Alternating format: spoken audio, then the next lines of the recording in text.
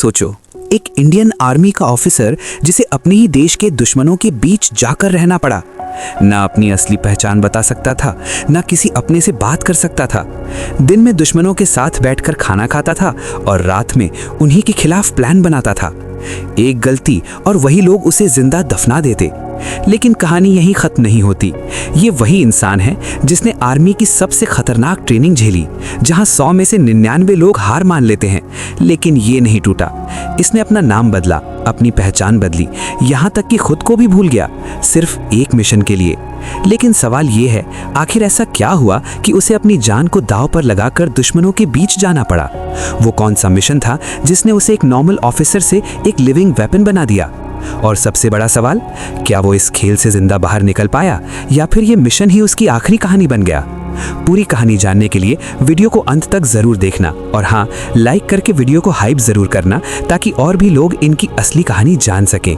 13 जनवरी 1978 हरियाणा के रोहतक में एक बच्चे का जन्म हुआ। नाम रखा गया मोहित शर्मा।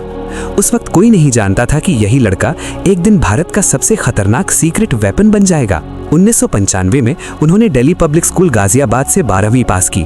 साथ ही उन्हें महाराष्ट्र के एक इंजीनियरिंग कॉलेज में एडमिशन भी मिल गया। वो चाहते तो उसके बाद एक सिंपल और सिक्योर लाइफ चुन सकते थे, लेकिन मोहित का दिल कहीं और था। उन्होंने एनडीए का एग्जाम दिया, एसएसबी इंटरव्यू भोपाल से क्लियर किया और दिसंबर 1995 में इंजीनियरिंग की सीट छोड़कर नेशनल डिफेंस एकेडमी ज्वाइन कर ली। यहीं से साबित हो गया, ये इंसान एक नॉर्मल लाइफ के लिए बने ही नहीं थे। 1998 में मोहित ने इंडियन मिलिट्री एकेडमी ज्वाइन की, जहां पहले से ही देश के सबसे बेहतरीन लोग आते हैं और फिर उन्हें तोड़ा जाता है ताकि उन्हें और मजबूत बनाया जा सके। और फिर वो वहां बटालियन कैडेट एडजुटेंट बन गए, यानी वो सिर्फ कैडेट नहीं बल्कि लीडर थे। दिसंबर 1999 में उन्हें कमीशन मिला, लेफ्टिनेंट मोहित शर्मा। उनकी पहली पोस्टिंग 5वीं बटालियन मद्रास रेजिमेंट थी। लेकिन असली कहानी अब शुरू होती है। काउंटर इंसर्जेंसी ऑपरेशंस में मोहित का नाम उभरने लगा, लेकिन एक ऑपरेशन ऐसा था जो बाकी सबसे अलग था। हिजबुल मुजाहिदीन, जो कि कश्मीर के सबसे खतरनाक आतंकी संगठनों में से एक था। इसके अंदर घुसना मतलब सीधे मौत के मुंह में जाना। लेकिन मोहित ने यही किया।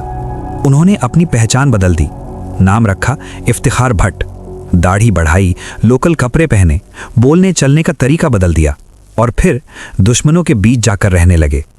अब आप एक पल के लिए सोचो, एक भारतीय सेना का अफसर आतंकियों के बीच बैठा है, उनके साथ खाना खा रहा है और रात में उन्हीं के खिलाफ जानकारी भेज रहा है। अगर एक छोटी सी गलती तो वहीं मौत तय थी। लेकिन मोहित नहीं डरे।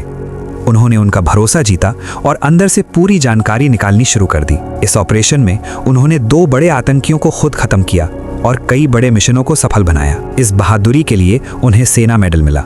दिसंबर 2002 में मोहित ने पैरा स्पेशल फोर्स ज्वाइन करने का फैसला लिया। ये वही यूनिट है जिसके बारे में कहा जाता है, यहाँ 100 आते हैं पर वापस एक ही जा पाता है।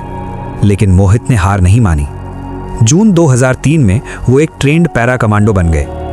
2004 में उन्होंने एक और खतरनाक ऑपरेशन किया।